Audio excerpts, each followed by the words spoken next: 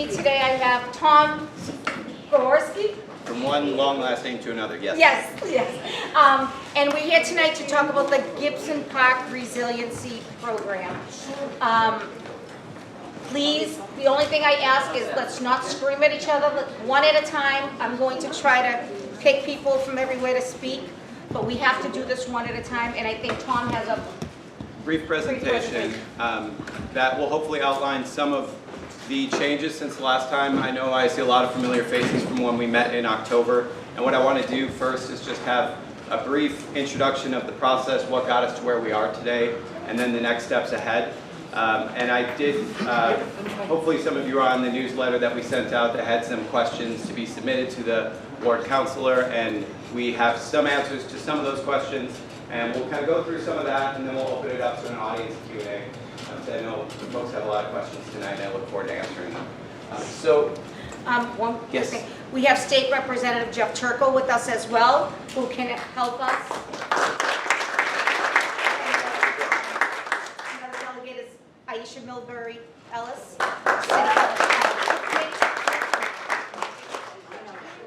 Great, and thank you, Councilor, for setting this up and facilitating the meeting tonight. Really appreciate your support.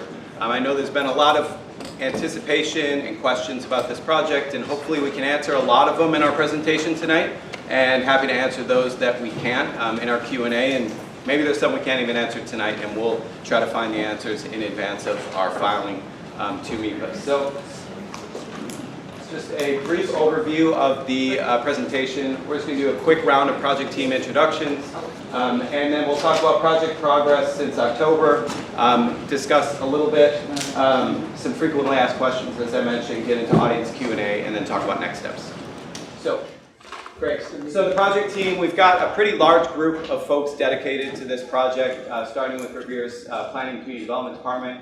Frank Stringy here, our city planner, is joining me this evening. McAllister Marine Engineering, we've got John McAllister here tonight. Copley Wolf Design Group, we've got a representative from Copley Wolf here joining us, as well as a bunch of folks that weren't able to make it tonight.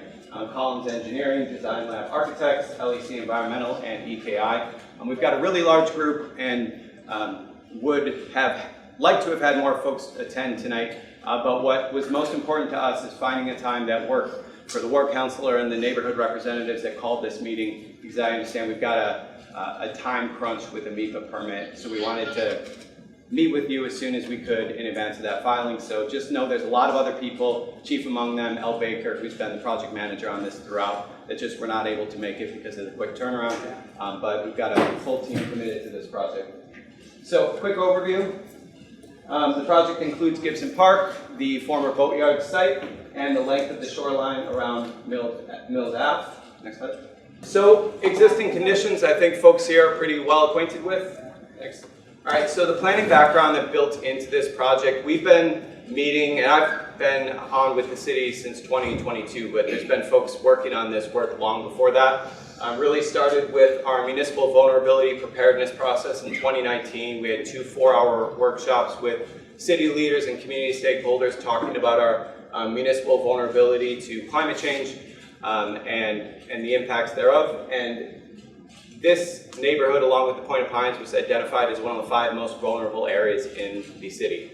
And from that, we developed a Point of Pines Riverside Neighborhood Coastal Resiliency Study that helped to inform what we're talking about this evening. And then, in addition to that, we had meetings through our hazard mitigation planning process, 3 community meetings, and 6 development advisory group meetings with our riverfront master plan. So all of this was kind of building into a broader strategy for this project. Okay, great. So the master plan that was developed and endorsed by the City Council in 2021 looked not just at the site we're talking about today, but went broader than that. Of course, encompassed the roundabout, the Reg 8 development, and other projects that are not within the scope of what we're talking about tonight. But certainly that project planning process identified improving the park and enhancing the vulnerability to climate change for the Mills Ave neighborhood. And so the phase 1 layout, as we're calling it, is just the areas in question. You can see the existing and the proposed conditions. We look to create something that created resiliency improvements, served the community by enhancing more programming within the park, and addressed historic high tide flooding that has only gotten worse since the planning for this process has begun. And then remediated impacted soils on the boatyard site. The city purchased the boatyard site in 2021, and it had some issues within the soil, primarily PCBs, that this project will be looking to remediate. And just noting, this plan was developed in 3 public meetings starting in 2022, in February, April, and June of that year, and then further discussed at this same location at an October 2023 meeting. Could I just see a show of hands for people that were able to attend that last meeting in October? Okay, so we have some people that were here last time, but a lot of new faces today, which is great. So just in terms of what the permitting steps are ahead, we planned for the general outline of this project for quite some time, but the permitting has taken almost as long. We started in 2022, finalizing our designs and having discussions with state regulators. And at the end of 2023, in June, we started the MEPA permitting process, which is a pretty extensive discussion with various state, local, and federal regulators as to how this project has environmental impacts and how we should mitigate them. So that started in 2023 with the submission of our ENF, and then continued in November of 2023, right after we met with you all to submit our DEIR to the state. And then we just submitted a finalized DEIR in July 1st of this year. And that's what we'll be talking about tonight, sort of the changes since that October meeting. Can you just explain those acronyms? Yeah, of course. So ENF is an environmental notification form that you first submit through the MEPA process. That's like the first layer of the MEPA review, where you basically state the project and the intended benefits, the environmental impacts, and that basically initiates a discussion with the state. They say it's not a permitting document, so I say permitting, it's really more of a discussion with the state. But I'll keep calling it permitting because they tell us what we can and can't do. And that actually has impacts on a lot of the things that we talked about at our October meeting and some of the things we'll talk about tonight. And we meet with, you'll see in a second, nearly a dozen different permitting agencies that give us guidance as to what's allowed and what's not. The subsequent document, the draft environmental impact review, and then the single draft environmental impact report, so the first one was submitted in November. The one that we submitted in July is effectively our response to what we submitted in November. And it is a pretty detailed document. It's a 700-page document when you include all the appendices, and it's very heavy on environmental engineering terminology, and not too accessible for the average person, myself included, to be quite honest with you. So what I want to do with you all tonight is just talk through some of the basics of the plan and go through what the state's telling us we can and can't do.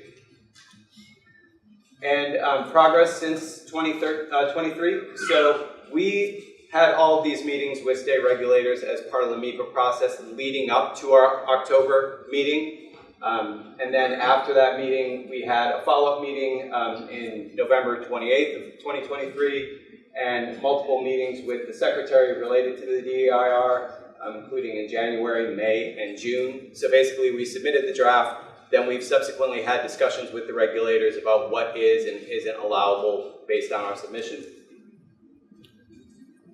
And so the key project changes since October.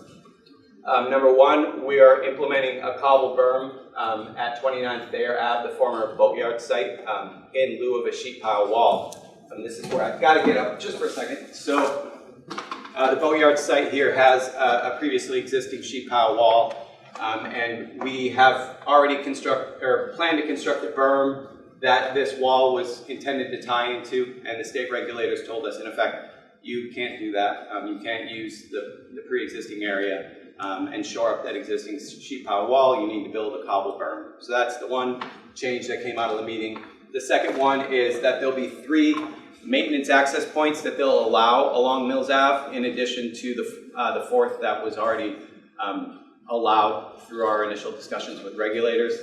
For those of you that were at the meeting in October, as we're planning to build a berm along Mills Ave to protect from flooding, one of the issues we heard very early on in the planning process was that folks were concerned about getting access to the river as it is today. A lot of folks, have docks that they've set up and have boats and just their children might go there to swim, right? It's a recreational opportunity for the neighborhood. And we heard that loud and clear, and what we initially advocated for was 11 access points for residents in Riverside neighborhood. They allowed, at the end of the day, 3 maintenance access points, which they will not explicitly say are for residents to access. It's solely for DPW maintenance of the berm. But what I will say to you is that it would be the safest way for you to access the site without compromising the integrity of the berm. So we'll get to that in a bit, but that's the second key change. And the third are really just minor engineering changes. What I would say of little significance to the average person, myself included. But those were the 3 kind of big areas of change that happened since that last meeting. So to get into them in a little bit more detail, I'll hand it over to John to talk through these. All right. Good evening, everyone. John McAllister Marine Engineering. It's nice to see you all again. I just want to show, so this is what the rendering of what we had proposed back in presented back in October of 2023, a couple months ago. And you'll see we had the existing wall coming off the boathouse. This would be the proposed boathouse with the deck and some dock floats down. And we're going to have this maintenance access point at the edge of Thayer, where Thayer and Mills Ave meet. We're still maintaining that access point, but under the revised conditions, what you'll see is underneath the deck, we're going to have a cobble berm, so it's just going to be stone. The difference between cobble and like gravel is cobble's a little bit bigger and rounded. It's not really as angular, so it doesn't lock in. So it's going to, it's going to match what's out there on the existing environment. And then we're also going to have more of a pier structure, a pile supported pier structure to get the dock out further before the gangway goes down to the floats. So in the benefit of that is the floats will be accessible in deeper water, so they use more range of the tidal cycle, and the floats won't bottom out at low tide. So that was one of the key points. So this is kind of the big change. This is the existing, it's actually a timber wall that's along the edge. That's not in great shape for any of you that have been out there at low tide, but again, as Tom mentioned, we weren't really allowed to rebuild that because there has been some opportunistic salt marsh that has developed upstream of it, and we would choke it off. So this is what the berm is going to look like. This is what it looks like now, looking north at Frank Street, and this is what a profile of it, rendering what it's going to look like. So you can see, as I mentioned before, this is the cobble, and along Mills Ave, it's going to be a mixed cobble and vegetated berm. So from the roadside, you'll see the vegetation here. It'll be all native, salt-tolerant plantings, appropriate for the coastal environment. Up to, but on the downstream slope of it, it'll be this cobble slope, and it's a shallow slope, so it'll be nice and stable. And the reason why we're going with this and not the straight vertical structure, as we'll get into later, is it absorbs the wave energy or the ocean energy from the river rather than deflects it, and that's a big thing in the regulatory community. And then these are the access points that we are proposing. So the yellow dots are the maintenance access points, and the red dot is the at-grade access point that'll be with deployable barriers. Great, thank you. All right, so we'll get into some frequently asked questions that I've heard through emails, phone calls, letters, conversations with the ward counselor, and then we'll take questions that you might have above and beyond that. So first of all, let's call it the elephant in the room. A lot of people have asked me, why don't we just build a seawall? Why are we building this berm? A seawall potentially could be easier to access the river itself without worrying about compromising plantings along the berm. And there are some thoughts maybe long term that could be an easier structure for the city to maintain. So the short answer is that the state prohibits it. And through the MEPA process, that's what they've told us. The long answer is a little bit more complicated, but I'll try to provide it for you in a second. So when you look at Mills Ave today, when I look at Mills Ave today, I see a road in the middle of a neighborhood. When the state regulators look at Mills Ave, they see a coastal dune. And that's how it's classified in state permitting. For what? A coastal dune. A dune. Dune. Yes. Okay, all right, I can understand why you wouldn't understand that. Yeah. So this dune is located in the floodplain. So as a result, the state regulators have determined that it plays an important role in flood management. Also, the state has designated the entire peninsula, including the Point of Pines and the Riverside, as a barrier beach. And here's where it gets exciting. By their designation, coastal dunes, which again, Mills Ave, it's not a street, it's a coastal dune. Coastal dunes are, on barrier beaches, are presumed to be significant for storm damage prevention and flood control. This is in the state regulations themselves. And 310 CMR 1028, I know you all know that by heart just like I do, states that altering coastal dunes that are deemed part of flood control and storm damage prevention, it sets performance standards by how or when we can alter coastal dunes in that way.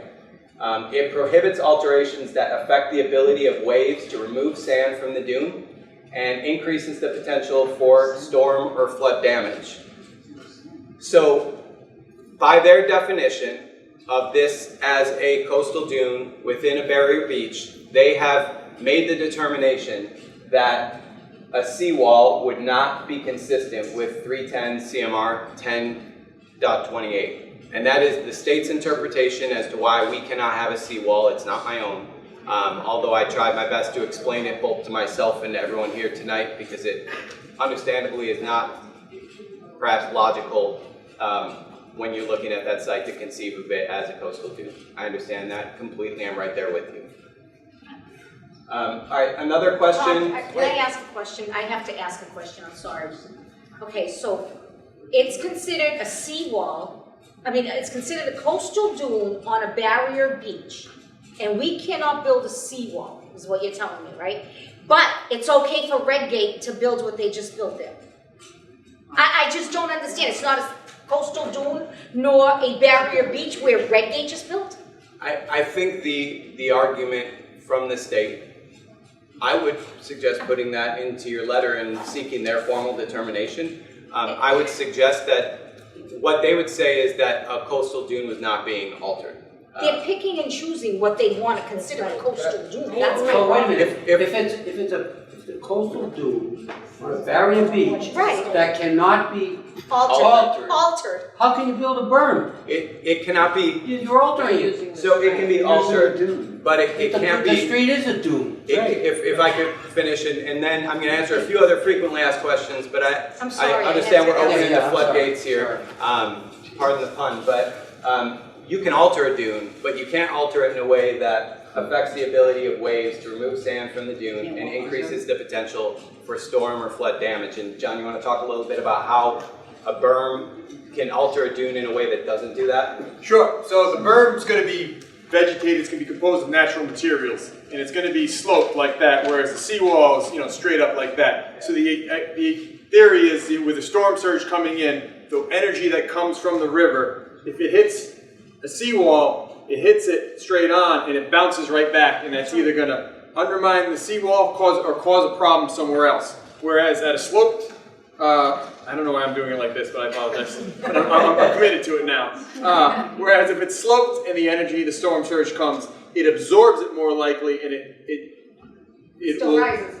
What's that? It still rises. It still rises. No, but it takes it. It doesn't deflect that somewhere else. Doesn't cause a problem. And because the dune is natural vegetation, it will, if the storm is big enough, it will actually, unfortunately, erode, and that's a natural process. That's okay. That's acceptable because it can be rebuilt. Whereas if you get a sheet pile wall steel that damages, you have a much more significant loss. Whereas if you just have to clean up the cobblestone at the end of a storm event, it's much more of a natural process to maintain. Thank you, John. And we'll pose the question that the counselor asked to the regulators, but I suspect their answer, Hold on, guys. Hold on. I'm not speaking as a representative, right, of the state. I'll let them make the interpretation themselves, but I suspect they would say that the work that happened was not altering the dune itself, the area hugging along the coastline, but the development, did not have the same impact. When they filled in the land? I can only tell you what I think they said, and I'll ask for their formal determination. Just a point of clarification, right? I'm just reading this, right? This says that coastal dunes on barrier beaches are presumed to be significant for storm damage prevention and flood control. So I'm not asking you as a representative, what that says to me is that they consider that our peninsula, right, a coastal dune and a barrier beach, right? So is what I'm hearing that they will not build a wall because that's what that is considered, and therefore they're willing to write that off if we had a major storm because that's their protection against further inland. Is that safe to say? I'm not sure I would agree with that interpretation. I can understand why you would have it. And Because that's what it says. Right. It's because that's what it clearly states here, that 310 CMR 1028 sets performance standards for altering coastal dunes that are deemed as part of flood control and storm damage protection. So I think what the state would say, and John can correct me if I'm wrong, but I think the state would say the way we are altering the dune, by their interpretation, would not increase flooding and reduce our ability to fight back a storm, whereas a berm would allow us to alter the dune in a way that wouldn't do that. Okay. And I think I want to, as negative as I'm sure I sounded talking about Mills Ave being a coastal dune, and it does seem somewhat ridiculous, I also want to think about the position they're coming at it is not to protect other people. It is still fundamentally to protect the coastline in their interpretation. And honestly, I think a berm could work. I think it is about maintenance over time that's really going to be the key thing that the city's going to have to pay attention to. And I do think there are ways in which a seawall could erode the coastline over time that actually wouldn't be good for the access that you all currently enjoy on the river. So I'm going to go for you Tom, through. can I ask a few questions? Okay, now you just mentioned the word access. You're taking away all your access points because you said that it would only be for maintenance vehicles? And there was only going to be 3 when there's, what, 11 now, if I'm right? 11 access points? So I'll get there in 1 second, actually. You're queuing up perfectly. I want to make one more comment about the berm, and then I'll hand it over. What the councilor pointed out. When they built that monstrosity down there, that was part of the coastal berm. They significantly altered that to the point where areas that were impacted in the January flooding would never flooded like that before. So why is altering that coastal berm okay? Is it because Red Graves has deep pockets and can pay people off, where the rest of us are just poor working folks trying to make a living and eco and keep our homes as safe as possible? I appreciate the. I don't think you do. I do. I don't live here. I'll admit that. And the people that built that monstrosity don't live here either. Right. Understood. Or care. No. But I do. And it's easily twice as large as what was originally approved. Listen, I wasn't here when it was approved. I can only But operate. you're talking about not being able to alter a coastal berm, and I'll give you the coastal berm. Yet Redgrave was allowed to significantly drive pylons in there, which is the equivalent of a seawall, because the tide's going to hit it and bounce back. And yet they were allowed to significantly alter that coastal berm to put up that monstrosity, yet to keep people's single-family homes safe and free from flooding. We can't do that. I understand the concern. I can only control what I can control, which is since I've been on this role at the city, we've been trying to do what we can to stem the tide of flooding in the Riverside neighborhood through this project. I can't control what happened The project should have before. never started anyway. Understood. And it shouldn't be as large as it is. But Understood. What's done now is done now. But what they could do there to protect those brand new apartments, we can't put in place to protect our existing single-family home neighborhood. Well, they can't build a seawall there either. But they did. But they did. But they did. So You can call it whatever you want to, but driving the piles into the ground was the same thing as building a seawall. So the only thing I can do for you is seek a determination from the state as to why that qualified in this case. Because I'm not a state regulator, I wasn't involved in the permitting for that project, and I can't tell you why that received that I mean, I can tell you one reason. There was a change in the state law in 2021 that, as a result, projects like ours, regardless of whether it's a housing project or a city project to improve a park, a city project to build a roundabout, as long as it is within a mile of an environmental justice neighborhood, which this area is within the mile of a few, it has to go through that enhanced environmental review. When that law change took place in 2021, that predated Redgate, so they didn't need to go through the advanced review. That could be a component of this that is why they were allowed to do that and we weren't. But we're operating in a world after that legal change was made, and we're trying to make the best of it. I understand your frustration. I'd happily pose a question to CZM and DEP and the other state agencies about why this doesn't apply for that project, but it does for ours. But again, what I can tell you is we're trying to make our best effort to create programming improvements at the park, resiliency solutions along the way and along Mills Ave to protect the neighborhood. And we feel as though what we have in front of us is our best tool to do that today. And so we talked about why a berm, why not a wall. I think there's one other point that's really critical to know. A berm and a seawall would have the same function because they would have to be built to the same high ground. And that's just one question I get a lot is why can't the berm be higher? We have to tie into the highest point in the neighborhood. And we can't go any higher than that. If we would risk wraparound flooding to Route 1A and other parts of the neighborhood that are not protected in such a way. So a berm and a seawall could only go to the same height. You can't build one higher than the other. But if there's a wind that's blowing, a northeast wind like we get in that area, okay? And the wind is blowing, a berm could be pushed over and the water can go over it, whereas a seawall, it needs to stop. So how would you be protecting the neighborhood better with a berm than a seawall? You wouldn't. Can I bring my expert? Donnie, can you come talk to us a little bit? Donnie was the chief of infrastructure for the city of Revere. He just retired, and I would like Donnie's opinion. So I know Tom very well, and I'm not blaming Tom for anything. He's moved this project forward more than anybody has. So please, Tom has been extremely helpful. Tom is a little late to the party because he only came here in 22, but you know, he wasn't involved with a lot of the stuff. Well, he wasn't involved with any of it when it comes to. But I want your opinion. So look, no, there's no question where I stand. Riverside, I envisioned, my conceptual plan was to emulate the Point of Pines. The Point of Pines works tremendously. It has a coastal dune, a real coastal dune, with a dramatic angle that takes away the energy from the wave action, as Mr. McGalligan described. A pod wall does create volatility. It creates turbidity when all the sand particles get suspended and get washed out. So that's the undermining that he's talking about.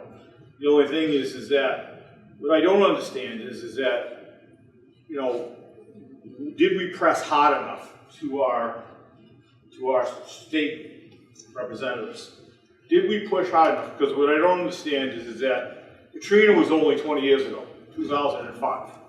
And New Orleans is below sea level.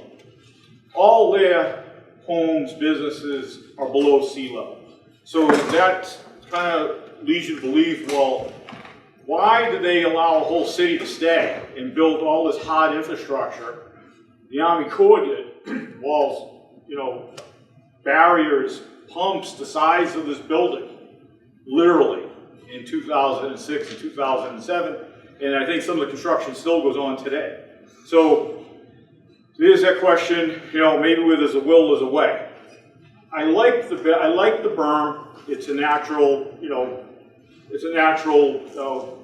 green, you know, resource.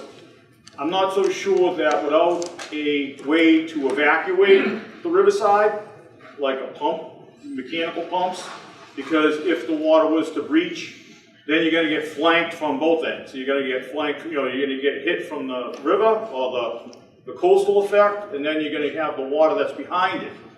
And we know what happens when you have an earthen dam and and it gets compromised. You know, the water just runs out of it. But if the ocean was to encroach, it doesn't go on gravity. if there's high tide out there and there's water level on the other side of the wall, it's not going to leave on gravity. It can't, because one force is against the other. So like the Point of Pines, we have a drain station that can evacuate that whole area. And there are times where the beach or the ocean has encroached on the streets. I say encroached, but who's encroaching here? Us or Mother Nature. So it's a battle. But the berm is something that I was unable to do with permitting, and my idea was a hard wall and a pump station. But is that possible with the state? No, it seems possible down in New Orleans. So I don't know. But the berm is something. Without a way to evacuate it, because if it does encroach on the riverside, and we only have 3 existing outfalls that actually have check valves, there's no way the water's going to leave on its own. It's going to sit there until the storm is over, or at least until the tide has receded. That's one of the problems. Is it going to hold up? Only time will tell. How tall is the berm? I don't know anything about the berm. I'm sorry. I'd be happy to answer that. Tell me about the berm. Yeah, I just don't know. I'm happy to go into details, and really John, and this is actually an appropriate segue, handing it over to John, because I do appreciate the kind words, Donnie, and I appreciate everything you've done for the city, and will do, I'm sure, in the future, as a member of many boards and commissions that I ask you to join, because we need your help still. But I do want to address one thing. You had mentioned, I'm kind of coming here at the end to sort of fix this project or whatever the case may be, and I do appreciate the sentiment, although I'd say over the last 2 years being in the city, there's been no one that's been advocating more at the state level for a seawall solution, for the access points, than my team at the city, both Frank and Al. John and the whole team on this project have been running their heads up against a wall on this. They are your fiercest advocates, not me. I'm here just telling you, regurgitating what they've told me. And I would just ask you to trust their judgment and their intent and their passion for this work, because they are trying to do the right thing. The second thing I'd say is, with regard to Katrina, that was a levee that breached. So we can't necessarily trust that a wall is going to save the day either. And the third thing is, to the work that you've done at the Point of Pines with the coastal plantings, I think is evidence that there is some virtue to a nature-based solution if done the right way. And I have reached the extent of my technical knowledge, and I'm going to hand it over to John. Thank you. So the question was the height of the berm. So it's going to be elevation 10.3, which I realize means nothing to you, but as a visual reference, it's about the top of the timber post and beam structure. So it's going to be essentially to the top of that, more or less. Obviously the road goes up and down a little bit, but as a visual cue, that's about the height of it, so as you can see. So what's the width? The width of it, Yeah. It's going to be a variable width depending on the slopes. But we're cutting in, I think we've talked about this at the past meeting, we're going to take in 4 feet of Mills Ave, cut out 4 feet of the So asphalt. it's a triangle. It's a triangle, yes. It's a triangle. So So if you take 4 feet of the street, It's about 8 you're feet taking wide 4 feet of minimum. the beach, right? Yes, correct. So what is cobble? Cobble is That's the rounded- beach side, right? Beach side, yes. So what is That's the that? stuff. That's the rounded So that's stones. riprap? It's like Riprap rocks. is angular, so this is getting technical. Riprap is angular, so it locks into place, whereas cobble is rounded. And cobble is the size of it, it's about, So you can't 4 walk on to walk, no. You can, it wouldn't be climb comfortable. on it. It's like a river stone, a river it. stone. So if I climb over the berm and try to get to the beach, I can't walk on that stuff because it's dangerous. Is that right? It's not 4 dangerous, feet it's not out. comfortable. 4 feet onto the beach. It's not dangerous, it's not comfortable. So the issue with you climbing on it would be more damaging vegetation of the berm, which would undermine the effectiveness of the berm. That's why we have those access points. So that's the question. Sure. What if we had no berm? What if we leave it as it is? Yes. There's like 3 houses on the street that flood. 3, maybe 4, okay? Yeah. What if we took all the money you're taking on this berm and we gave them grants to buy flood insurance? What do we need a berm for? We don't need it, we live there. We don't want it. Nobody here wants it. So why? Why do we need a berm? I mean, I'm unthankful. I can tell you why I believe it, because Oh, good, tell me. storms are getting more frequent, sea levels are rising, we're seeing it, and we're seeing how, I've been working on this since 2020, and I've noticed the frequency of floods is more often. And I think you're gonna see sunny day flooding more and more every month All right, now so, on. the next question is, I live there, I've seen the tide come well over that guardrail, Yeah, okay? So now the water comes over the berm, yeah. and it's on the street. Are they gonna do site work, sewage work all the way down the street to get rid of that water? Or where's it gonna go? We're trying to get to that next step. We are I trying haven't to get heard to that. anything about that at all, Well, in that's- all this planning That's because process. I'm trying to go through my Right. presentation. So I and want you to interrupt. answer the first question. Why? Why do we need a berm? So I'll answer the question from the city, okay? And in the limited time I've been here, starting in October of 2022, so almost 2 years at this point, I think there's been 3, maybe 4 significant flooding events. And I appreciate it didn't impact you, but it impacted certain residents in the Riverside neighborhood. And I get calls, and even more importantly, our elected officials get calls from residents asking, what can we do about it? Our home's flooding, what can we do? We have to sit with that as a city, and going through the planning process that we did, we have to sit with the fact that it's our responsibility to determine solutions to make what we hope to be an improvement for the neighborhood.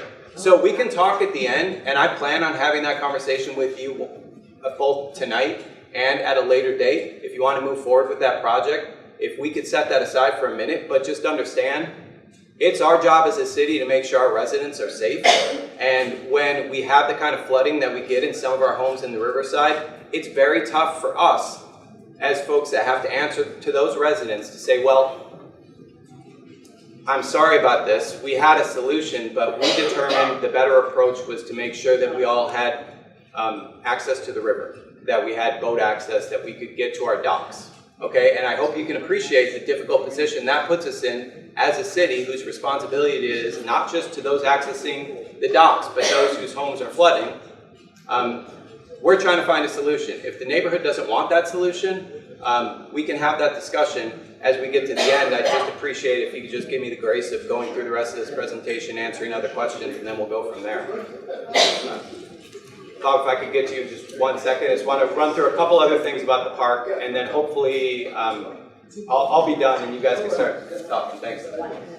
So, how will the berm be maintained over time? John, you want to talk about that? Sure, because it's a natural structure, it's actually a more straightforward process where it's maintained like any vegetated area along the berm, replace any dead vegetation, go out, make sure the plantings are healthy, but the roots really reinforce the structure of it, and as well on the front side, it's just move around, regrade the cobble. If it washes or relocates, after a storm event, you might have to push it back. But it's essentially a landscaping, it's much more straightforward than a sheet pile wall structure to maintain. Can I just, on that, you say that, but like, nobody's been out in months to cut the weeds out there. Like, we live on the end, and we cut our own weeds across the street. We haven't because- seen one crew from the city or anybody else there to do anything. So if you say that they're gonna come out and maintain, how are we gonna know that Who's they're, maintaining? right, that there's a maintenance plan, that someone gonna come out and it's not gonna get overgrown? Because we cut weeds out there, but I would never go across and cut a berm. Correct me if I'm wrong though, this vegetation wouldn't be able to be cut back or trimmed. But that's not the point we're trying to, what we're trying to say is, there's no maintenance going on now. I'm sorry? There's no maintenance going on now. Crews haven't been out there for months, if not a year. Every time we go out, every time we've done something out there, I end up in front of a state agency. Yeah, it's good, again, that goes to his point, because it's the resource area, you're supposed to get permits for all that. However, as Sean, maybe if you want to discuss, it'll be native coastal vegetation, so the maintenance on it is really only when it's dead. You understand? To replace dead vegetation, because it's designed, it'll be actually more like a berm, a dune, than what it's out there now. So, you don't go out there and replace the beach grasses. This is gonna be more than just beach No, grasses. but we go out there and clean up all the garbage. That garbage has to affect that berm, correct? Yeah, the garbage would be from the tidal cycle that comes on the Yeah. front side of it. It comes along the whole side. We all go out there cleaning it up ourselves. Right, okay, so there is, it's a good point, we have an operation maintenance plan in the filing, we can share that it's available, and we can update it to make sure that there's trash management as well, but we do have the vegetation and the cobble maintenance as part of it as well. So John, how high would the plantings get where they not pruned? Were they not? Question, that was That's a asked. question for Sean, how high would they get if they're not? Probably in the range of 3 feet. Okay, so 3 feet if not pruned and maintained. And we can be strategic about that. I mean, we can put obviously the taller stuff a little lower. I totally get the respect and be able to see the views and whatnot to be able to get as much of that as possible. So certainly we could get it such that the lower stuff is towards, I'll call it the bottom side, with shorter stuff to the top. So yeah, I totally respect it and appreciate what you guys have where you live and the views And that it's you have. it's not even the view so much as we just want it to look nice, right? This is totally our understand. front yard, side yard, whatever it is. Totally understand. We want it to look nice. We don't want it overgrown. Because if it was our, by our front door, we'd be mowing, and so we're just asking the city to do the same thing for us on the other side. Yeah, totally understand and appreciate definitely that view. And having the maintenance plan in place would allow us to do that as it approved through this process. Whereas otherwise, if we so much as sneeze in a resource area, we've got to ask the state for approval, right? Yeah. So this is our way of kind of preempting that approval in a sense. How long does the grass take to establish itself? Once you plant it? To grow that berm. So all of the plants, stand up. All the plants that we would have along there, the smallest ones would be in plugs. So it's not a seeded application, they would be plugs. So those are kind of like pre-grown plants, and their cells are probably in the neighborhood of like 2.5 inches square. And we plant those essentially 12 inches on center. So within the first growing season, those things would be pretty dense. We get the added advantage of that kind of growth to happen pretty quickly with they've already got roots as opposed to a seeded application. And how long will it take to be 3 feet tall? Probably within 2 years. Does it start out? It starts out day one, probably in the neighborhood of at least 1 foot to 15 inches. What you get though is a little more height as opposed to width. Wasn't it said the berm is the height of the top of the post for the guardrail? That's to the soil. The soil. Right, so that's already 3 feet, right? So then the vegetation So the water system. grow So we're not gonna do up, the seed right? So the starting point is 3 feet, and then you put the plugs in, and then it grows. It's gonna be 6 feet tall. So like the pines, that's at least, 6 feet? Then they get to hire somebody all the time to come and cut. Yeah, but with the maintain pines, it? it's different. We have to go in front of conservation every 3 years. Yeah. We have to get a negative determination and see what we can do and what we can't do in order to prune. How many openings, to how do many this to openings prune. are on the pines? But it's different. It's a private beach. It's a different situation. It's a private. No, it's still a matter of conservation. Yeah, go ahead, sorry. All right, we'll be quick.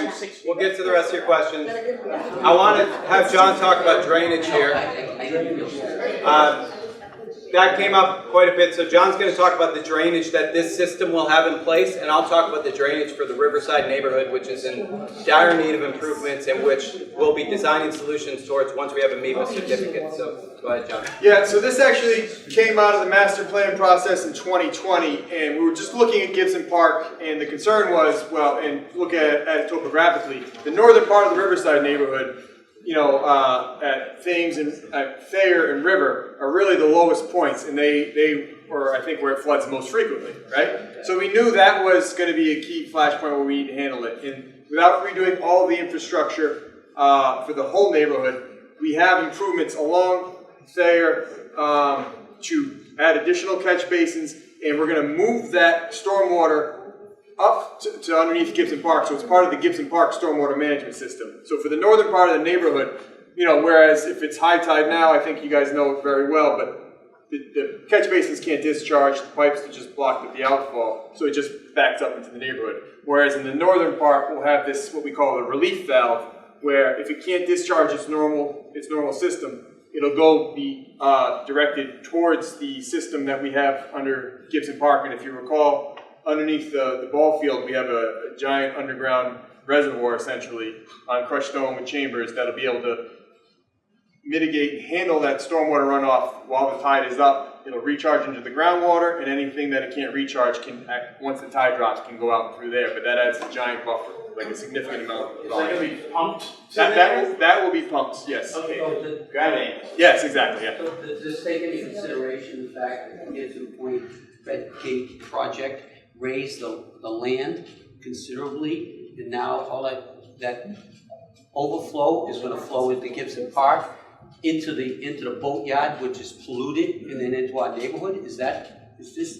taking that into consideration?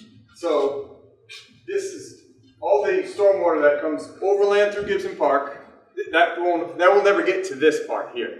Under the improvements, anything that comes off of Gibson Point won't make it to the neighborhood.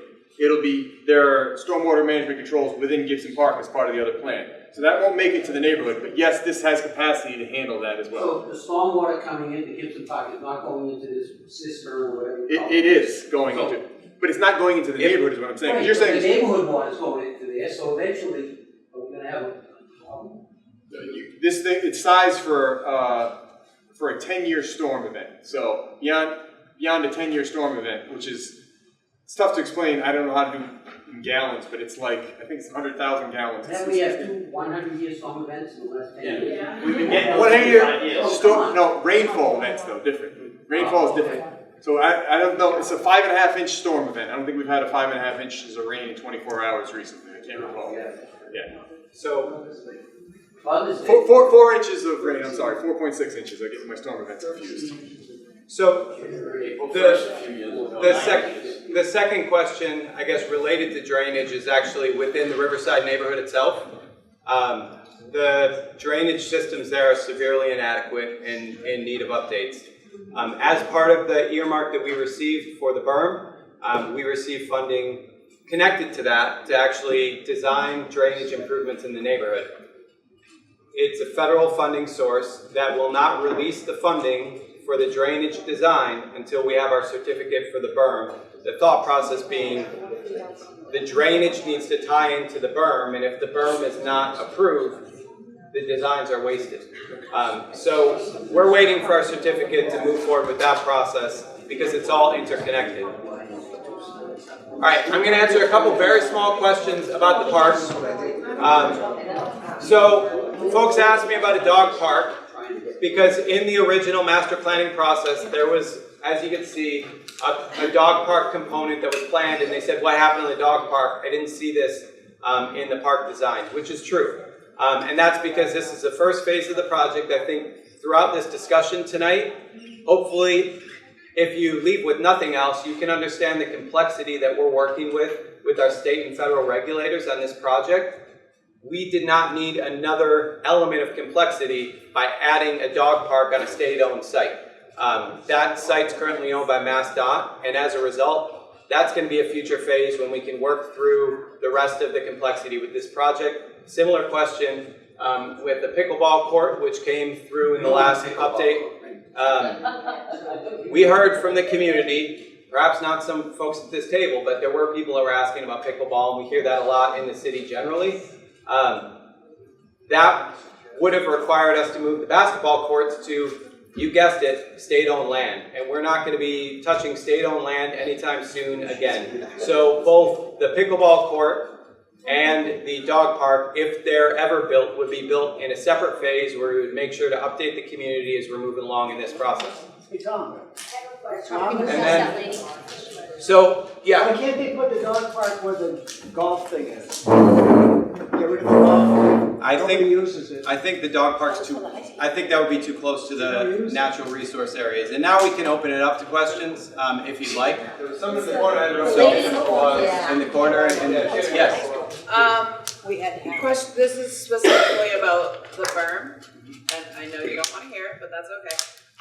So a couple things. Essentially, it is going to be a wall, right? Like if it's being built up to where the timber is, essentially it is a wall with flat on one side, slanted on the other, with grass and rocks, right? Yes. Okay, so we're getting a wall. A natural wall. A wall, Correct, okay. yeah. Where the access points are the houses that are there gonna be more susceptible to flooding? No, Now that there's the berm only- is still maintained, it's gonna be with, instead of having the cobble and the vegetation, it'll be granite blocks. So it'll still look natural with the coastal settings, but it'll be with granite blocks. But it's still gonna be open, because there's. No, it won't be at grade. It'll have the same function as a wall. It'll still have that form, but it'll be with granite It blocks. just will not be as natural as the rest of it, so we can cross theoretically for maintenance.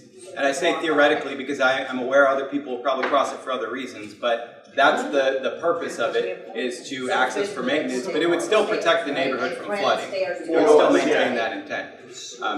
And yes, you and then in the purple shirt after? Yes. No, Go ahead. Really? No, I've been trying to ask him a question Make forever. those memorial benches down there. The memorial benches down Gibson They will be Park. relocated, but they'll remain in the park. Do we have a say? Are you going to move them was the question. Yes. We paid to put them where they are. How do you have the right to move them? I picked I that paid spot. good money to put my bench where I wanted it. Who gives you the right to pick it up and move it? They'll be relocated. I don't in the want it project, relocated. project. Yeah, do we have a say where they're located, since they're our I'm happy benches? to take your contact It was information. all from the city, it was all approved, and we went through the whole channels, we paid our money. You don't have the right to move it. Understood. I'll go sit on it. Understood. And that park where those memorial benches are flooded so bad since you built that monstrosity over there. We never had water like we have down If we there didn't now. come here and ask, we'd never know. It's like a Show up, my boat can bench go would in the go. middle. What's going on How do here? you move something Where's the that I river paid walk? for? Where's the river walk? With the Like I original said, if plan? you'd like to share your contact information with me after the I'd like you to answer my question. That's Isn't my that what I'm property. here Well, for? I'm trying to answer her question. Well, I'll wait. Go one at a time. And I'll I'm wait. happy to take down your contact Yeah, I'll information never and hear talk from through exactly where. That's You- my property that I Right. paid over $1,000 for. You don't believe you'll hear from me, but you've never reached out to me, so why don't we test that out? Why come to me? Purple shirt, please. We didn't want to have the Pass meeting in the over. first place, you were forced to. I actually have two questions. One is, Yes. she brought this up, we all take care of what's growing across the way. The city does not maintain it. When the berm is there, we have a major rat problem in our area. They're gonna live in that berm. How are we ever gonna get rid of this? It's frightful. I can sit on my deck at 8 o'clock at night and watch rats running from yard to yard. If nobody maintains that berm, Plant some mint, what's gonna happen? Any thoughts from the landscape team here? right? Yeah, I mean, Plant some this mint is, and some yeah, things this is that- all good to hear. There's details that we can certainly incorporate into the berm. I'm sure we would need to talk with the marine engineers. We've ran into a lot of rodent and rat issues. Our office works a lot of downtown Boston stuff. There's a lot of ways you can do detail. There's mesh, there's other things that can be integrated into that. They don't do it now. No, I'm just saying, as a part of this project, hearing what you guys are saying tonight, that those are kinds of things that can be worked into details. We need to talk with the engineers, we need to talk to our coastal permitting folks, but those are things, that's the first I've heard of it, that's really helpful to hear, and thank you for bringing it up. It's horrible. Any other questions? Yeah, give the money Blue back, shirt? we don't want it. And with the hat? Yeah. Yes, I'm happy to take your question. I don't think there's anybody that is not aware of the fact that we've got a rising water problem, and something's gotta be done. I don't think there's anybody here that can really question how much you guys have to go through red tape to get anything approved through the state, federal government. And I think that, you've zoned in on issuing that we've gotta build this thing, and the only thing we can do is the berm. But I think for most people, it's the concern of what is this berm going to, besides stopping water, what is it gonna cause on the other side? Understood. And every time I come to a meeting, I hear something else that says to myself, whoa, I live on Mills Ave. So my view is directly into the water. Now I hear that the berm is going to be 3 feet high, approximately, and that the vegetation is going to grow 3 feet higher than that. So now I'm looking at 6 feet. That would tell me that I'm sitting on my front lawn, I'm not gonna see the water anymore. We're gonna see Resco. Now, understand, I don't want the water coming over either. You know, I saw it this year for the first time that I've lived down there for 40 years. The water came down the street and was coming into my driveway. So I realize what we're up against, but I don't know if there's enough interest or there's enough concern about what else problems this is gonna cause, and we've all talked about it. The fact of the matter is, I did a simple math today. I went out and I measured the street width. It was 27 feet from my curb to the post. And then I took my car and I said, well, my car's 5 feet wide. And then you put two cars together with a space in between, and then take 4 feet away from the street. And I'm saying, what am I dealing with? I'm dealing with a couple of feet here or there, and that doesn't account for a truck. And that doesn't account for the winter. And that doesn't account for the plow. And that doesn't account for when the plows come down in the wintertime, some snowstorms take out the railings. Will it take out the berm? And then after that, who's gonna come back and repair? So all these questions are coming up, and I think that's the big concern for a lot of people down the riverside. Absolutely. It was a great point. So for the snow management, there will be a granite curb along the edge so that, because we don't want the plows to hit the berm. Which will increase. Yeah, that's another. No, but so. Granite, did you just say granite? I'm sorry, it's gonna be curved. I don't know if it'll be granite. You're gonna have curb on that side? We're gonna have, yes. But how could we do that? How are we allowed to do that when it's a coastal dune? Street. Wait a minute, if we can't have a wall, then how can we have a granite curbing when it's still coastal dune? So I think their determination in that case would be that it's not altering either stormwater or flood protection, and because the berm is protecting and serving that purpose. And it's only, so again, exactly. a wall has a profile that goes, very deep and exposed, whereas a curbing is only 12 inches, so it's not like a structure. Curbing is not a structure, you can't have a structure. So, but to get back to your point, I understand what you're saying. I mean, the road, we feel, is still wide enough to conduct general operations of the city and quality of life for the residents.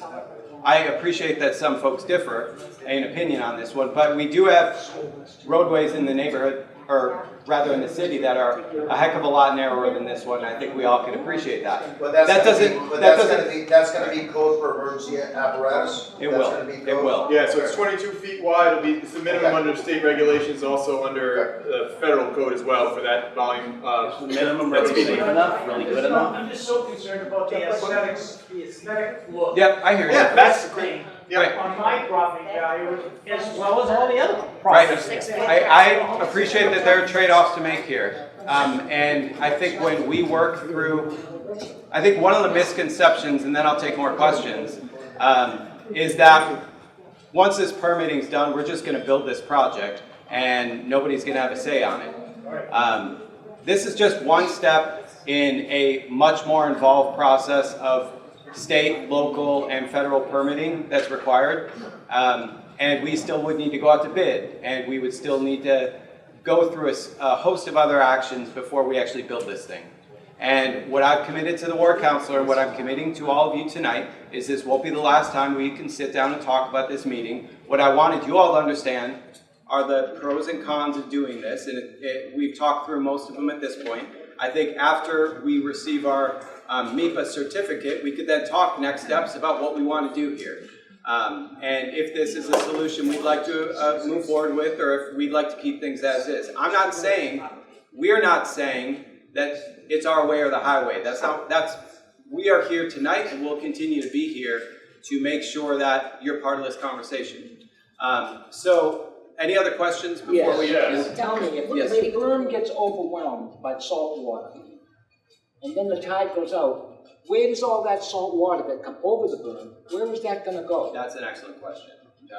Yeah, so again, in the northern part of the neighborhood, that'll go out through the Gibson Park area. We're talking a lot of water. I understand. You're absolutely right. It's not gonna pump all that water. Well, you're absolutely right. So, A lot of water. It's an enormous amount of water, and that's the problem that we're dealing with, but it's also the situation with no change, that water's still coming in, you know what I mean? Yeah, but when the tide goes out, the water's gone. Understood, there are, so in the filing, we We're do gonna have show. water there forever. No, we won't. There are pathways for it to go out. It'll go out through the north and through the south, but it will take longer. I'm not gonna say, you're absolutely right, it is. Without any other intervention, it'll take longer. Excuse me? What can we do to stop this? If this snowball's rolling, we can't, we have no choice. So, I just said that the snowball, I don't follow the metaphor. Well, We're it's here rolling, because, you know, and we have no choice. So, Get that? you can submit comments to MIPA, and I'm telling you right now, and the reason that I thought maybe after we got a MIPA certificate, it would be more productive to have this conversation, because then we could talk about what the state has approved, and then you could talk about what you'd allow. I'm not sure that a letter to MIPA is going to change their opinion on it, because they see things a certain way. Although I would advocate for you, if you feel like a seawall is the best approach, to submit a letter to MIPA to that effect. If you have some concerns about our long-term maintenance and the long-term durability of a berm, and some of the issues around sight lines, some of the issues around rodents that were posed. I don't think you heard my question. I did hear your question. How do we make it so status quo? No berm, no seawall. With drier. With all due respect, with all due respect, I don't think you heard what I said before your question, which is we can have a discussion after we get the certificate, weighing the pros and cons of if that's something we want to do. The certificate is not an approval. We still have to go through many steps in the process, and I'm telling you all right now, if this isn't something you want to do, we're not going to do it. Okay? This is not the train has left the station, you have no input. We're here and we can have another meeting and a conversation about this. And I'm trying to take questions to make sure I have a better understanding of everyone's input at the table. So I want to go back to what you mentioned earlier, because I'm not sure everybody picked up on it. It sounds like we have a gun to our head, because in order to get the much needed upgrades to drainage, we have to accept the berm. So I have a couple issues with the berm, as everybody else does. My wife and I walk it on a daily basis, and we've noticed you're coming out 4 feet into the road. Every street there has a water shutoff on Mills Ave. Some of those shutoffs are well within that 4-foot berm. Why can't we not do what is done right here? Have a seawall with the natural slope on the other side of it. Everybody's concerned about the water bumping up right on the seawall. Why can't we have that berm on the other side of the seawall? So we did propose that to regulators, and the issue between this side and that side is from the Pines River, it's an area of critical environmental concern. So the regulators They don't bother Wheelabrator when they want to keep advancing and expanding. But first of all, to protect our homes, agree, but there's a unfortunately, problem. the limit stops at Gibson Park for the area of critical environmental concern. So they're just to the north of it. So I'm sorry, you've been patiently waiting in the back. So, take your question. I appreciate your presentation and you answering our questions about this berm. There's something that's been weighing on me that's not so much a question, but it's something that I think we all feel and we all care about, is that our families, a lot of us, have been here since the 1930s, the 1940s. We've seen Logan Airport come in with no questions to us, nobody taking in our information and input. Resco has just been a huge burden on us, and now this. We won't be able to access our river at all, or see it. This is ridiculous. I don't want to tolerate it. I want to move, if this is what it's going to be. Everybody's moving now. So the big question that keeps coming back to me then is, and it's something that Donnie referenced. Did you? And again, I appreciate the red tape that government will throw up against anything, and what you guys, I'm sure, have to go through. So, and it may get heated here, and I'm not speaking for anybody else, but I don't like to see voices raised that it's you guys that are causing the problem. You're not. Obviously, you're working to find a solution. Did we press hard enough? And if we didn't, is there something else that we can do to get our legislation to work in our behalf with all of these exceptions that are around us that have been gotten through? Why can't we try to push it so that we get a better solution to the water problem that we're having? Right. I mean, I think it's a fair question, and I appreciate the general sentiment of what you're saying. Well, we have a state rep. State Representative Jim Jones. Come on up. Sorry to put you on the spot. No, not at all. Listen, I ran for office, so that's, I'm happy to be here. So, I mean, a couple things. One is on the wheel breeder comment, about they've been allowed to do it. Loretta knows this because she's been part of the fight forever. When I first became the state rep in April of 2021, shortly thereafter, we had a meeting with then Commissioner Suberg from DEP, and I essentially cross-examined him and said, I want something in writing from you that Whaler Brader cannot expand under existing law. They were in an area of critical environmental concern, and nobody thought that we would ever get that letter. And lo and behold, a couple months later, the letter came in the mail that said, it is the Department of Environmental Protection's view that under existing law, because the area of critical environmental concern and a whole bunch of other issues, this is before the environmental justice community stuff came into being, that Whaler Brader cannot, without a change in law, expand their landfill. That landfill is going to close. We're going to have a real party to celebrate when it closes. When it does, one of the things they're doing now, this is off topic, but one of the things they're doing now is they know they're running up against capacity issues. I think it's November of 25 is when they're supposed to be capped. So what they're doing is they're shipping stuff by truck to Millbury just to delay it, hoping that they'll somehow figure out a legislative course to correct it. Between myself, Rep. Giannino, and Senator Edwards, you take it to the bank, that thing is going to close. They're never going to get a change in law. But that being said, what we're arguing is we're not making exceptions. Environmental justice in areas of critical environmental concern means something. And so now, because that flags over to this area, unfortunately you're caught up in it. And as Tom said, it sort of blows the mind that Redgate was able to build the monstrosity they did and not comply with any of this, but it was all a question of timing. The state law passed that created this environmental justice communities provisions passed after they were already permitted and started, and therefore they couldn't retroactively apply it because it would be sort of an ex post facto type of situation. I mean, I have no idea. I don't know the people from Redgate. I think that they knew it was coming because some politicians told them. I wasn't in office then, so this wasn't this politician. Yeah, listen. I agree with you.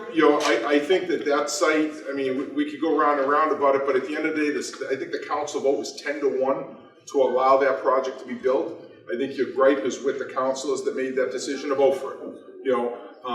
But that being said, you have in place a city administration now. I mean, I talk to Mayor Keefe probably 3 days a week, and this is top of his mind about trying how to deal with the flooding issues.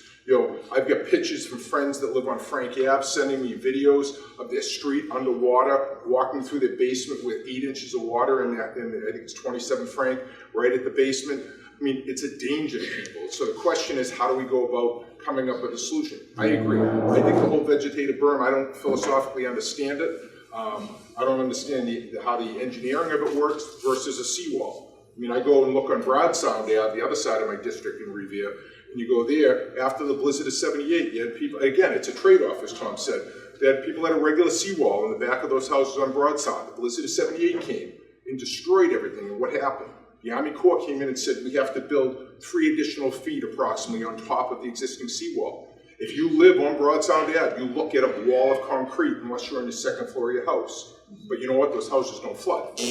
And so, it becomes a trade-off. What do you want to see? One of the things that might be helpful from an engineering standpoint at your next meeting is maybe you could show a couple of areas around the Commonwealth where a vegetative berm has gone in, because I'm trying to conceptually understand how high it'll be too. Right. To show a picture of a street, a waterfront street that this has been done with, what it looked like before and what it looked like after, so you can get a perspective. Or maybe you could even put a couple of sort of dummy plantings out there, right, just so people can see, here's when we start planting it, here's the height it'll be, here's when we expect it to be fully planted, here's what it'll be. So people can visualize it, and then when you get to the next phase after MEP is done, and you come back and say, does the neighborhood want to do this? Then people can say, you know what, it's not as bad as we thought it would be, or oh my God, it's worse than we thought it would be, we don't want to see this. So right now, there's just too many unknowns. I will tell you, having been in this job for a few years now, one of the most respected guys in the business, and he's taking the flack tonight because that's the nature of his job, and that's why he gets paid the big bucks, is Tom. I mean, the guy does a hell of a job. He's not here trying to change your neighborhood by any means. What he's trying to do is do the work directed by the city to come up with a solution that makes it better for you. You may decide we don't want what comes out of this is better because all the state and federal regulations, and that's fine. Then you go back and the answer is, what do? That's when you go to the mayor, that's when you go to the city council and say, we don't want this. To your question, sir, about the connection between the vegetative berm and the drainage. That is true for the grant, the earmark that Congresswoman Clark got us. But that is not true for other, I mean, if ultimately this group of people down the riverside said, we don't want this project at the end of the day, that doesn't kill the drainage system, because ultimately the city would then have to go and find other pots of money that's not tied to a vegetative berm. So don't think that, if this dies, everything dies. So I would say, yeah, I promise you, I'm going to work with my colleague, Rep. Janino, Senator Edwards, to try to help the city work with the MEPA people to come out. But this is, the people of the Commonwealth have said over the last 10 years, we want more climate resiliency, we want more flood mitigation, and all of these different policies that we've passed 3 major climate laws in the last few years in the Commonwealth, all of them will benefit the Commonwealth long term, but seemingly a straitjacketing us as we try to fix this problem.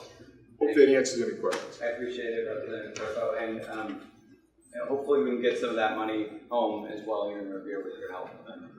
Thank you for those words. And I go back and connect that to your question of what you can do.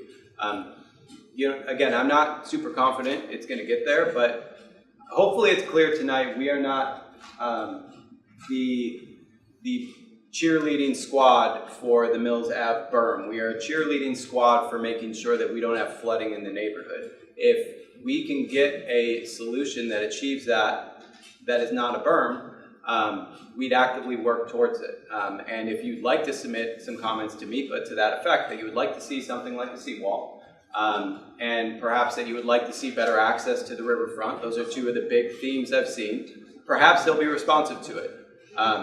And maybe more responsive than just us at the table as local bureaucrats working towards this. And certainly with strong leaders in our corner at the State House. The other thing I will say again, if they say no and we're left with a berm, we can have a discussion, as the representative mentioned, as to the pros and cons of that approach. Rich, I just have the question about what did you say you're getting from me, but not a permit, or what a certificate. A certificate, okay. And the neighborhood comes up and unanimously pretty much just says, we don't want the berm, will you kill it? No discussion, just will you kill it if we don't want it? So that's above my pay grade. I think that's a question for our elected officials, but I'll certainly allow the community to have a conversation as to the pros and cons, and the decision makers will have that. I just want to say, and it's not about you, but I think we have a lot of mistrust with the city because of Redgate, because of Gibson Point, and that was like, don't look like what's behind the curtain. And then all of a sudden it was sprung on us, and it was a done deal. And now I just want to make sure, because I've lived there 70 years in the Riverside, that it's not a done deal. It's not a done deal. That I can. So if we don't want it, you're going to just, withdraw.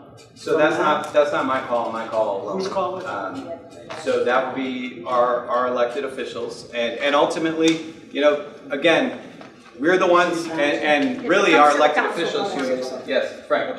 I just want you to be careful. Don't cut off your nose and spite your face.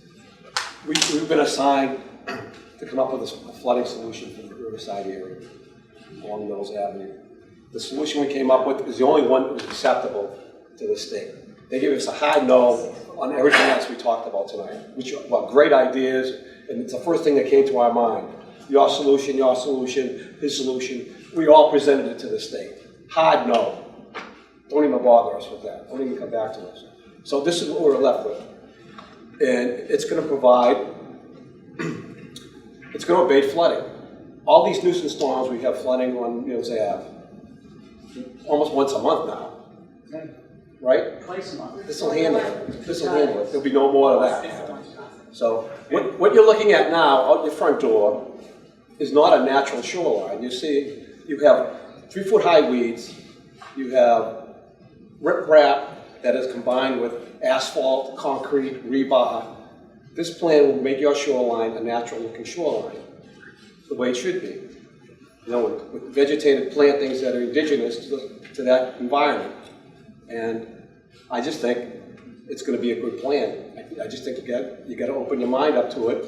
It's going to be aesthetically more pleasing than you're seeing right now. You're going to have access points. You can get over this berm, which isn't going to be a wall of China. I appreciate that, Frank, but you're putting the cart before the horse because the drainage between River Ave and Beckett Ave, there's no storm drain. So where does that water go once you block it off? Right, that's important, part of this whole project. As Tom said, we got to get past this permitting stage before we get to the design of that.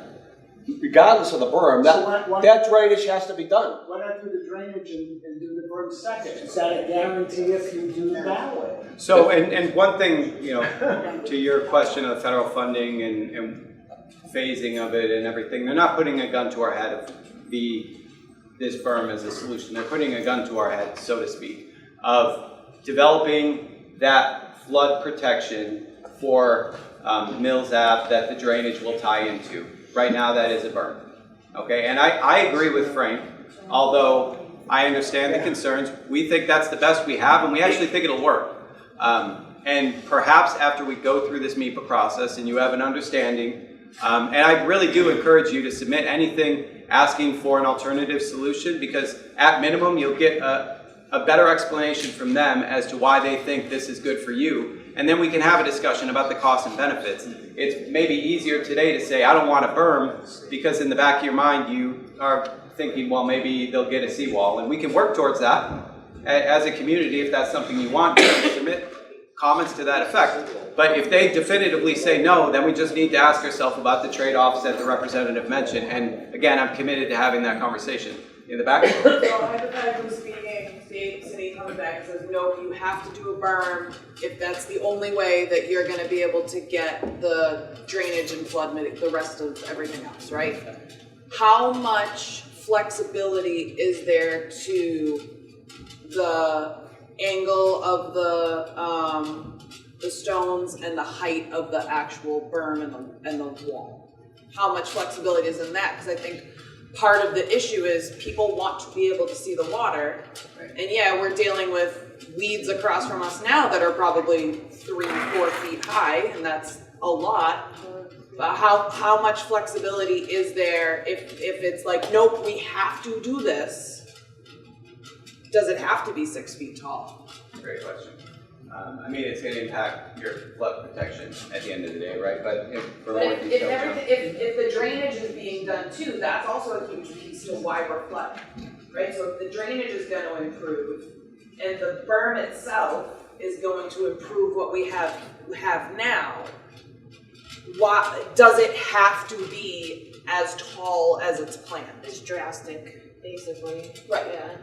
So I'll say about that, as Tom mentioned, we're just getting a certificate at this point for MEPA. It's not a permit for anything, so we still have to go through the permit process. So as we go through, the next step would be filed with the Conservation Commission and DEP. We also have to go through the Army Corps for certain aspects of it. So we could modify that based on feedback. There are certain triggers. If it's a significant project change, we'd have to go back through MEPA. But if we can make the case that it is within the spirit of what was designed, so lowering the berm, most likely, would not be a significant project change.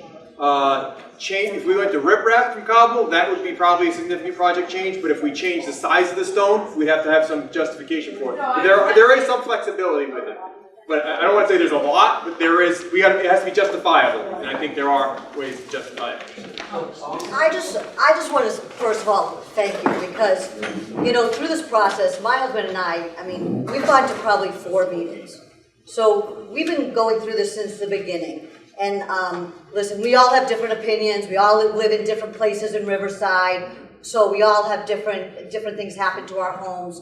But what I feel is that you have been for the most part, very honest with us, had us at meetings, let us voice our opinions, and obviously we're coming down to kind of the nitty gritty where, I mean, obviously you still got some time here, there's still permitting, but to be able to come and at least as an area, as Riverside, this is our land. I mean, this is, people have lived here 70 years, we've lived here 5 years, and we love the area. And so I think from me anyway, I just appreciate that you give us the place to come and voice our opinions and let you know how we feel, and understand we're up against the state. There's a ton of red tape. We get that. We do absolutely, I think we all want to be in a place where we don't have flooding, right?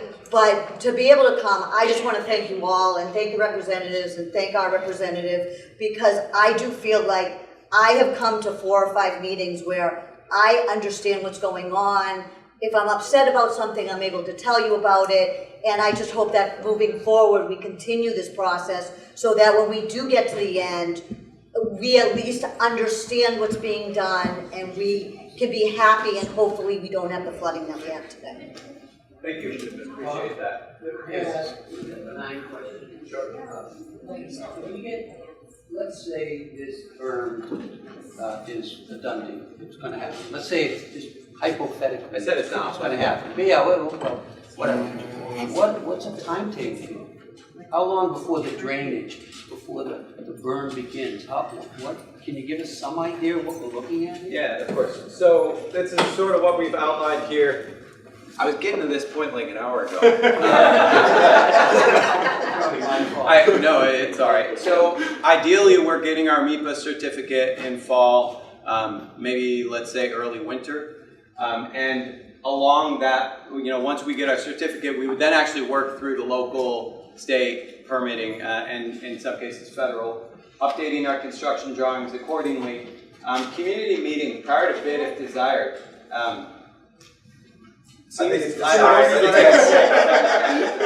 safe. Yeah. So, I think when we have a better sense of where things land with the MIPA certificate, we'll meet with everybody here and anyone else who wants to come later in late fall, early winter. And then we'll, at some point, after that meeting, start putting together, if we all agree to a solution with that caveat, we would start putting together construction-ready drawings for this project with the intent to go out to bid in late winter, and then the project would be phased.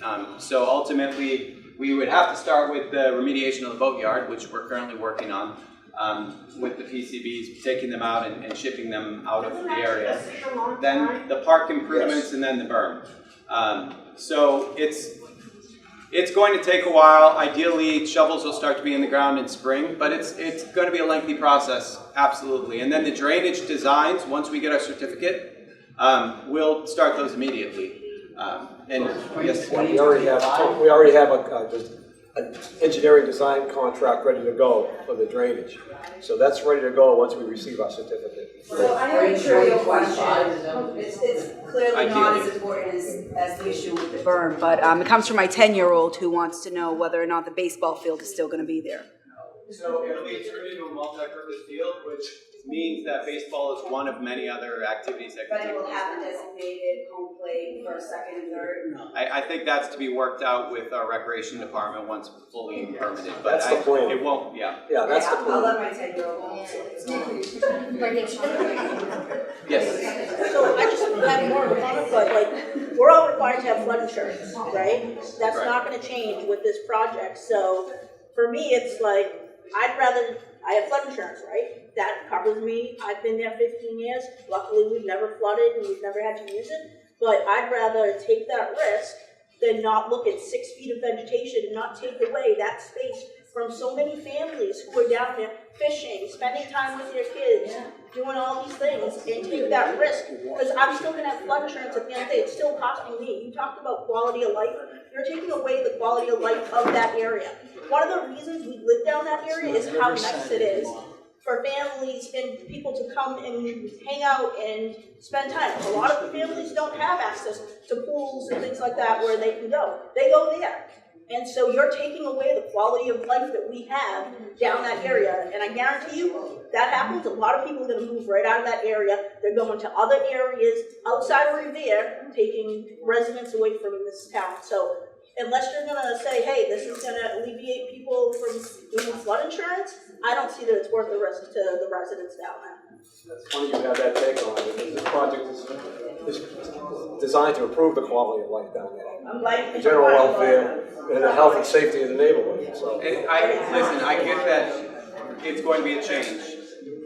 And I get that it's a change not everybody's getting behind at this point. But I guess what we're trying to say here is our intent is that if that's not how you're feeling the changes, that's why we're here and why we'll continue But if to it's talk. gonna prevent flooding, I shouldn't have to have flood insurance down there. If that's the purpose of it, why am I still gonna have to pay It will flood insurance down there? prevent nuisance flooding. It will not prevent all flooding because the wall has a So limit. if the percentage decreases of the chance of flooding, then the rate should go down for the flooding insurance that we need. Somebody should advocate for that because we're still paying the same amount of money for flood insurance, and you're saying there's less risk.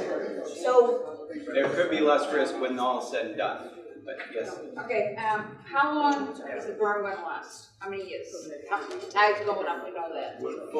Fully maintained.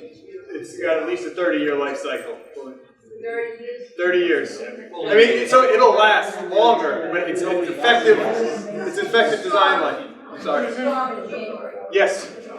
You see the guy here? No guy. No, he's gone. It's gonna, So- tide's gonna get higher. I agree. So the issue that we're dealing with is if we build the berm higher, for one, we have to cut more into the road. So it'd have to be like a one-way road, but also you would just get end-around flooding coming up Route 1A into the back of the I don't neighborhood. understand why your road is not gonna have any kind of, it's all gonna be down our way anyway. That's Up to- not it, not your road flooded. What's that? Well, it wouldn't even be it would just be a C at that point.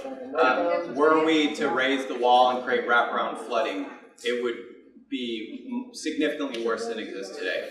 And to your question, so that event in January did overtop the high ground point, and it would overtop the high ground point of the berm as we would build it. But there still are benefits up to a point beyond the height of the berm. So, but it's not gonna solve for every storm event. Yeah, unfortunately, it's a balance. There's not the topography. There's not the amount of available real estate to go to a higher or a different elevation. We looked at it. We studied it 6 ways to Sunday. Okay, so, after the summer, we had a beautiful summer. Let's face it. The beach was great. And it really made a lot of people realize we're going to lose our beach. A lot of us use the beach. Every day. So why is it that you can't put 11 openings along Millsap?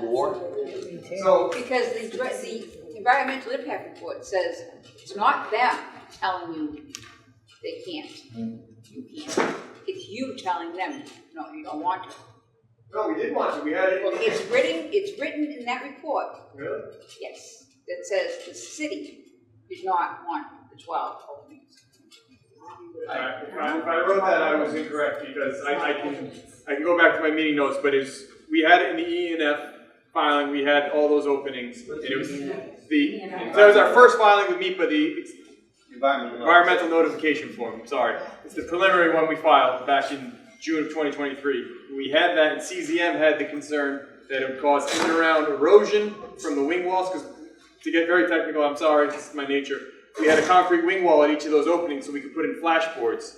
And they were afraid that the berms would erode at the edges of those with the wave action and that the DPW wouldn't have sufficient time to deploy flashboards at 11 locations. So when I go home, I'm in the process of writing the rest of the report.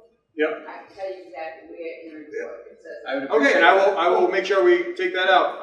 Because if that is, yeah, and I apologize. I can only tell you,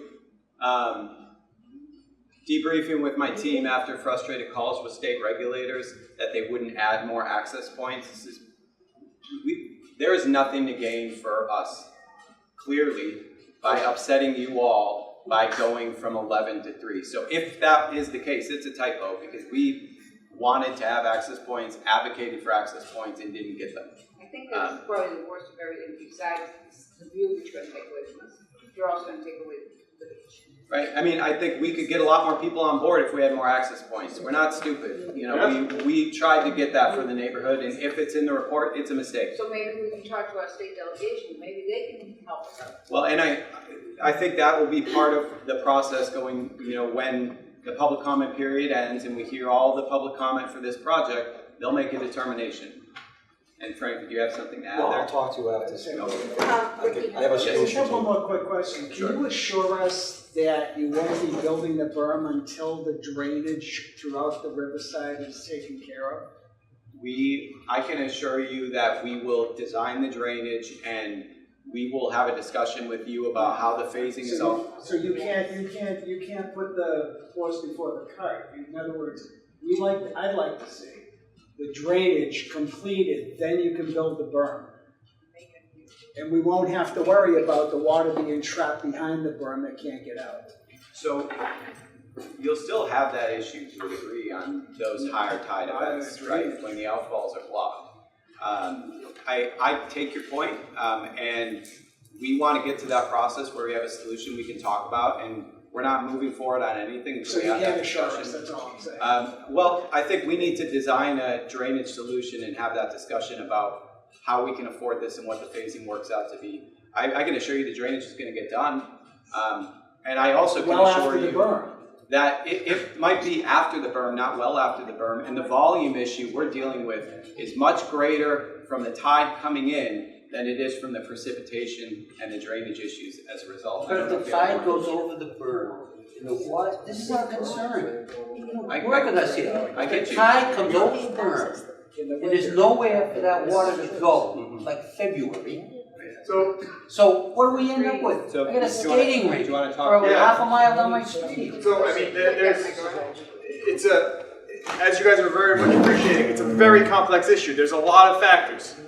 However, for designing the berm, for designing the drainage, are you going to design the drainage to handle all that flood water? Because that's a massive amount of water. It's essentially the entire Atlantic Ocean that you have to be able to withstand for that system. So having that berm in place at least eliminates a certain function of it for how it handled. And then there's just the timing of getting it designed and permitted so it's effective.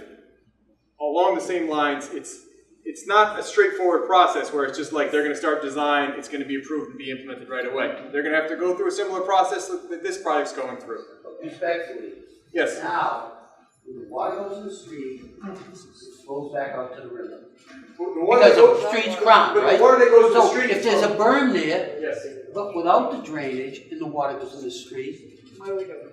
So, actually, you made a similar argument with the access points. The access points would allow it to go out. However, they did not want that. We've had these arguments, we've gone through round and round with the regulators on this. It's going to have to go out through the natural drainage points of the outfalls. Unfortunately, there are outfalls. No backflow. We do get it. The storm drains don't Okay, I'm work. sorry, you get it. But all I'm saying is, they don't work now. In front of their house, there's a drainage, all right? It clogs all the time. And the whole River Avenue floods. And then it comes out in front of my house, and then their avenue floods. Because that sewer gets clogged up with seagrass and everything else that's there. And so, but at least some of the water is going out back into the river by the natural crown of the stream. I think the drainage has to come at least to current. We're working on it, and we understand it's an issue. It is a difference in volume in terms of ponding versus the entire river coming through to the neighborhood. But the hot tub, City water will, if you get 3-4 inches of water, it's not going to go anywhere. It's going to. So, listen, when we get our certificate, if we get our certificate, we'll begin the drainage and have that conversation with you all. And like I said, I want to go back to the rest of the project team. The reason I'm not giving you assurances right now is because I can come up here and say whatever I want, but I have to talk back to the whole project team and make sure our I's are dotted and T's are crossed and we're doing things the right way. I'm not gonna make you promises I can't keep, so I'm not making you a promise tonight. But what I can promise to you is that we can have another conversation where I address your question. No, I appreciate that. Jackie? No, I'm good. You good? Yeah, thank you. Yes, sir. It's about the contamination that you found in the boatyard. What can you tell us about that? And did I hear you say there was PCBs there? And how do they remove that? What's the procedure for that? Yeah, good question. So, there are PCBs in the boatyard, in the soil, and we suspect from decades of operations, at the former site. So traditionally, I came from a city prior to Revere where every single piece of land I worked on was a brownfield, so I fortunately know well how to deal with these situations. But you've got to do a series of test pits and borings, and you've got to monitor wells over time to have an understanding of the nature and the extent of that contamination. Once you do, depending on what you got in the soil, you either cap it up and move on. Cap it, is in some form of an asphalt solution. But with PCBs, we don't have that choice. We got to ship it out.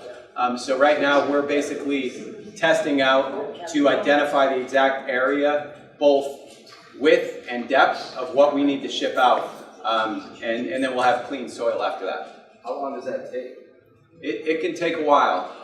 The testing itself, we've been going at it for a few months at this point. Is it possible that's leaching into the ocean? It's unlike, yeah. PCBs are not water soluble. Yeah. They bind to the soil. And it's a very localized area too. So again, we have another consultant that's actually doing that. But it's a pretty localized area from where they were doing the boat scraping and painting at the boatyard. So it's really just, I don't want to say small area, but it's not the whole site, and it's pretty stable as what it is because they've been testing it. It doesn't leach. It's not water soluble. I have similar circumstances with petroleum products, and those have a very different quality about them. So if they remove it, how far, how much earth do they have to remove out of the boatyard? So that's what the testing is determining, both the width and the depth. So that'll like a pretty big project. It'll be a big project, yeah. There is a lot of earth, yeah. So that's the first and most important step. So then we can implement some of these other solutions. But how is it that Redgate didn't have the same problem with the boatyard? Yeah, Oh, that was a boatyard too. They very well could have. Good one. They certainly couldn't have built it without addressing it. They have the money to start up. I understand they didn't have the coastal dune issue that we're facing with the berm, but they went through a lot of permitting to get that project through, and I promise you, they had to deal with brownfield issues. Right. And understanding that there's not a level of trust with a lot of folks at this table, and Redgate, the developer, just a hunch, but what I can say is they're building for 291 households to live there, and they wouldn't do it in a contaminated soil. So there's also to their benefit to clean this up. Bob, did you have a question before? We got past you, so. Yeah, this is more curiosity, and I think someone alluded to it, and that is, whether or not we've done all that we can do. And this is a very theoretical question, is there an appeal process to these DEP decisions? In other words, they interpret 1028, they say this is it, and then, we accept it. Understandably, that any appeal process would be lengthy, but is there such a thing? And second, the idea of access, where they have limited the access to the beach to 3 so-called maintenance access only. Technically, that means there's really no public access. So even if we said, well, as a practical matter, people would use the maintenance, but if people were to use the maintenance access for their own access, again, technically, that makes them trespassers. Well, technically they already are, unfortunately. But technically that hasn't been an issue. I just wonder if that's not a point, if there was any inclination to take a step beyond DEP determination to make that a non I mean, it's again, it's a case worth making, and we can get to how you can make your feedback known to MIPA. The other thing I'll also say is there will be a public access point at the boatyard site, both for launching kayaks and for access to the water. Understanding it's one area, it's not 11, it's something. Can you explain why now it's trespassing if it's public? Well, I think let's say accessing the water is one thing, building a dock and docking your boat there is another. And I think that would be permitted, or that would be prohibited. Accessing the water is a separate question. Any other questions? Any more questions? Yeah, so one more question. So they talked about elected officials needing to be here to, with those decisions, it was above their pay grade. Are they gonna be at the next meeting, those elected officials? No, the elected official. So, you've already. And the council. What's our opinion to those elected officials? You know, well, I don't think Okay. Any other questions before we wrap things up?